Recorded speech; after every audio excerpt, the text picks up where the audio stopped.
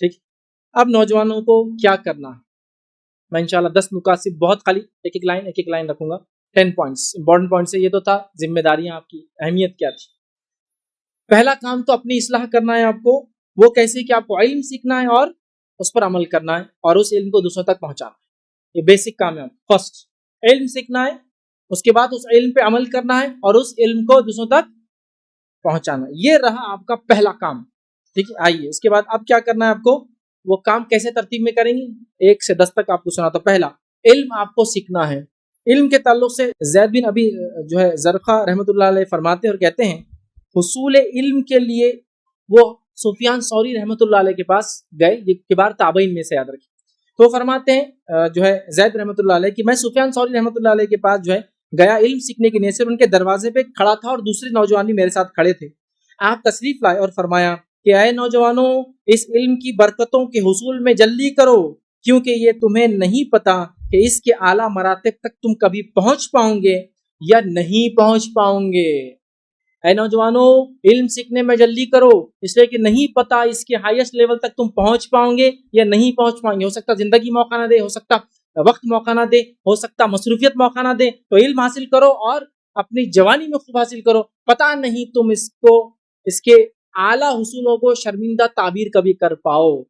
امام سفیان ثوری کیا دے رہے نصیحت؟ علم حاصل کرو. پہلا کام علم حاصل کرنا. دوسرا علم کس سے حاصل کرتے ہو اس معاملے محتاط رہو. کس سے نالج لیتے ہو دین کا محتاط رہو.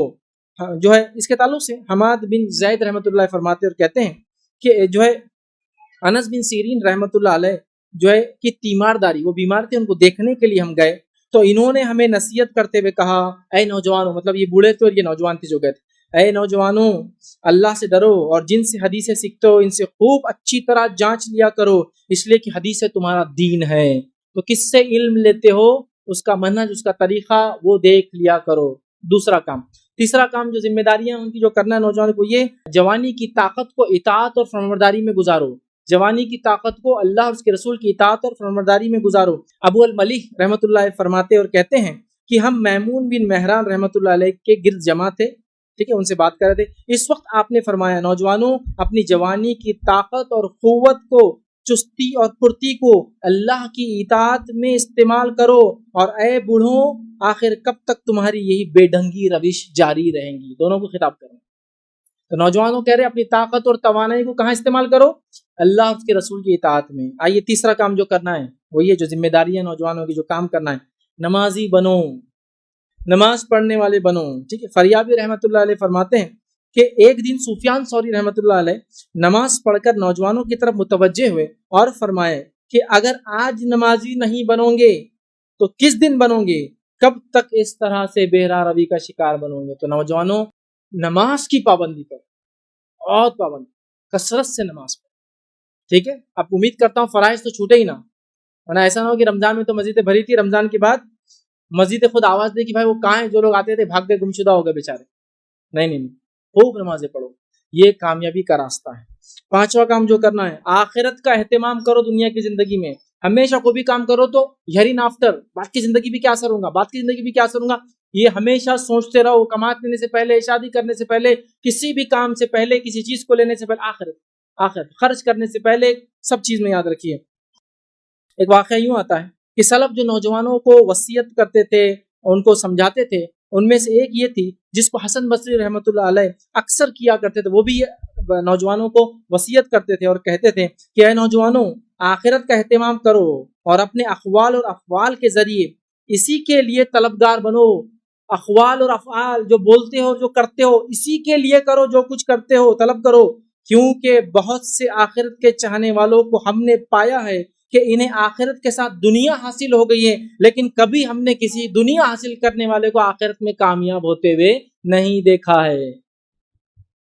بہت سے ہم نے آخرت کے طلبگار دیکھے جو دنیا میں کامیاب ہو گئے، وہ کہہ رہے ہیں، لیکن ہم نے کسی ایسے آدمی کو نہیں دیکھا جس نے دنیا حاصل کرنے کی کوشش کی آخرت میں کامیاب رہا. تو کیا کہہ رہے ہو؟ آخرت کا اہتمام کرو. دنیا کے چکر میں، کمائی کے چکر میں آخرت کو داؤ پہ مت لگاؤ. چھٹی چیز جو کرنا آپ کی ذمہ داری ہے، ہنر مند بنو اور کمانا سیکھو. ہنر مند بنو اور کمانا سیکھو. معاملہ حال یہ ہے، نہ ہنر آتا نہ کمانا سیکھتے. ایجوکیشن سسٹم تو اللہ ہم پہ رحم کرے، پڑھو پڑھو پڑھو پڑھو پڑھو، پڑھتے پڑھتے مر جاؤ.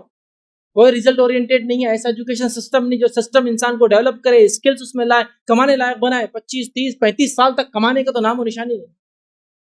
یہ سسٹم صحیح نہیں ہے. سنت معاملہ یہ ہے کہ انسان ہنر سیکھے، ہنر کے ساتھ ساتھ علم کی کوئی لمٹ نہیں ہے، وہ پیدائش گہوارے سے لے کر خبر تک معاملہ چلتے رہیں گے انشاءاللہ.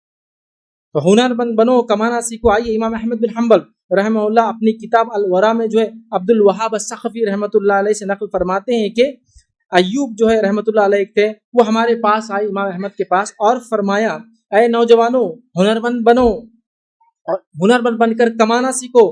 کبھی ان عمراؤں کی چاپلوسی تم کو نہیں کرنا پڑیں گی، دنیا میں بڑوں کی چاپلوسی نہیں کرنا پڑیں گی. جب تم ہنرمند بنو گے اور خود کماؤں گے تو میں نوجوانوں سے اپیل کروں گا ہنر سمجھتے نا آپ، ہنر سیکھو. ایجوکیشن اپنی جگہ ہے، ہنر مندی لاؤ، اپنے بچوں کو پڑھاؤ، لیکن تعلیم کے ساتھ ساتھ ہنر مند بناؤ. ایک بچہ اگر ایجوکیشن گین کر رہا ہے، اسکول جا رہا ہے، تو اسکول کے ساتھ ساتھ اس کو ہنر بھی سکھانا ہے. یاد رکھیے، سمجھ رہے آپ کہ اپنے ایجوکیشن کو کبھی بھی بچوں کے تعلیم میں آڑ مت بننے دو.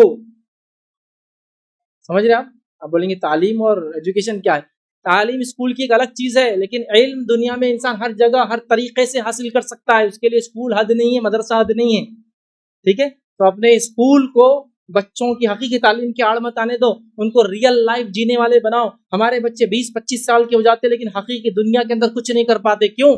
ریئل لائف ایجوکیشن گین نہیں کیا انہوں نے، ریئل لائف اسکلس نہیں گین کی انہوں نے. بہرحال تو وہ کہہ رہے ہنر مند بنو تاکہ تمہیں چاپلوسی نہ کرنا پڑے. 7ویں چیز جو کرنا ہے وہ ذمہ داریاں، کام کل پر کبھی نہ ٹالو. نوجوانوں کبھی مت ٹالو، لڑکا ہو یا لڑکی ہو، کام وہی کرنا. حسن بصری رحمۃ اللہ فرمایا کرتے تھے کاموں کو کل پر ٹالنے سے بچو، یہ بڑی مہلک مرض بیماری ہے، بہت ہی خطرناک ڈیسیز ہے. یہ کیا؟ کل پر ٹالنا. اور کل کا معاملہ کیا ہے؟ کل کبھی آتا ہے کیا؟ وہ کل آج بن جاتا ہے، پھر وہ بولتا اب کل آنا. آج نقد کل ادھار، تو آدمی بولتا اب کل آ کے ادھار لیتا، پھر کل آتا تو بولتا آج نقد کل ادھار، پھر میں کل آتا ہوں، پھر وہی دکھاؤں گا آج نقد کل ادھار، چونکہ کل نہیں آتا ہے. ٹھیک، اس کے تعلق سے وہ کہتے ہیں کہ مہلک. اور آج نوجوان کتنے ایسے ہیں اس ڈیسیز میں، ابا نے یہ کام بولے، باس نے کام بولا، کل فلاں کرنا ہے، کل زندگیاں گزر جا رہی. ٹھیک ہے. 8ویں چیز، خیر تو نوجوانوں میں ہی ہے. آئیے سلف کا ایک قول امام مالک رحمۃ اللہ علیہ فرمایا کرتے تھے اور کہتے تھے خیر تو نوجوانوں میں ہی ہوتا ہے. کتنی بصیرت کی بات کر رہے ہیں امام مالک رحمۃ. خیر تو نوجوانوں میں ہی ہوتا ہے، صحت کے اعتبار سے، توانائی کے اعتبار سے، کمائی کے اعتبار سے، جان پہچان کے اعتبار سے، خرچ کے اعتبار سے.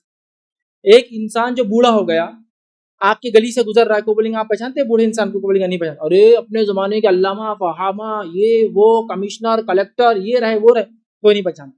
لیکن ایک شرارتی نوجوان کو پورا شہر پہچانتا. ارے وہ بچہ کیا ہے، وہ شرارتی بچہ ہے. دیکھو تمہاری پہنچ کہاں تک ہے، تم میں خیر ہے. اور خیر جب نہیں دیتی وہ چیز جو خیر کے لیے بنی ہے، وہ شر بن جاتی ہے. تو وہ کہتے ہیں خیر تو نوجوانوں میں ہے بھائی. تعریف کر رہے ہیں نوجوانوں کی، آگے بڑھو. 9ویں چیز، جوانی سے خوب فائدہ اٹھا لو، خوب فائدہ اٹھا لو. آئیے ایک جو ہے ابو اسحاق جو ہے وہ فرمان رحمۃ اللہ کہتے ہیں کہ اے نوجوانوں اپنی جوانی سے خوب فائدہ اٹھاؤ. مجھے دیکھو شاید مجھ پر کوئی رات ایسی گزری ہو جس میں اللہ کا کلام نہ پڑھتا ہو. مطلب وہ کہہ رہے ہیں نوجوانوں اپنی جوانی کا خوب فائدہ اٹھاؤ. خوب سلف کے اقوال میں رکھ رہا ہوں تاکہ میرا قول نہ دکھے، اس لیے خوب فائدہ اٹھاؤ. کتنا اٹھا سکتے ہو اٹھا لو، جتنا جمع کر سکتے ہو. ذخیرہ آخرت کے لیے جمع کر لو، یا دنیا کے لیے کرنا بینک بیلنس یہ نہیں، آخرت کے لیے کر لو. 10واں پوائنٹ جو ہے نوجوانوں کے لیے جو ان کی ذمہ داریوں میں، جوانی میں بھی موت آ سکتی ہے تو انتظار کس بات کا. جوانی میں بھی موت آ سکتی ہے تو انتظار کس بات کا. سلف نوجوانوں کو وصیت کرتے تھے. اور عقبہ بن ابو حکم کہتے ہیں کہ ہم عون بن عبداللہ رحمۃ اللہ علیہ کی مجلس میں شریک ہوتے تھے تو وہ ہم سے کہا کرتے تھے اے نوجوانوں ہم نے جوانوں کو مرتے ہوئے دیکھا ہے، اور جب فصل کٹائی کو پہنچ جاتی ہے تو انتظار نہیں کیا جاتا. اور راوی کہتے ہیں جب انہوں نے یہ کہا تو ان کی داڑھی سفید تھی، ایسا ہاتھ لگا کہنے لگے جب فصل کٹنے کو آ جاتی ہے تو انتظار نہیں ہوتا. مطلب جب موت آ جاتی ہے یا بڑھاپا آ جاتا ہے تو پھر تو جانا ہی رہتا ہے. وہ کہہ رہے ہیں نوجوانوں ہم نے جوانوں کو مرتے ہوئے دیکھا ہے، انتظار کس بات کا. اور جب فصل کٹائی کو آتی ہے مطلب انسان بوڑھا ہو جاتا ہے پھر تو شور ہے موت اس کے لیے. تو جوانی کا فائدہ اٹھا لو، جوانی میں عمل کر لو، اپنے زندگیوں کو دین کے مطابق ڈھال لو، اپنے زندگیوں کو وہ کر لو جیسا قرآن و سنت چاہتے ہیں۔ ذمہ داران اپنے بچوں کو ویسا تربیت دے کہ ویسے نوجوان بنے، نوجوان اپنی ذمہ داری کو پہچان کے اپنی زندگی کو بدلنے کی ہم کوشش کریں۔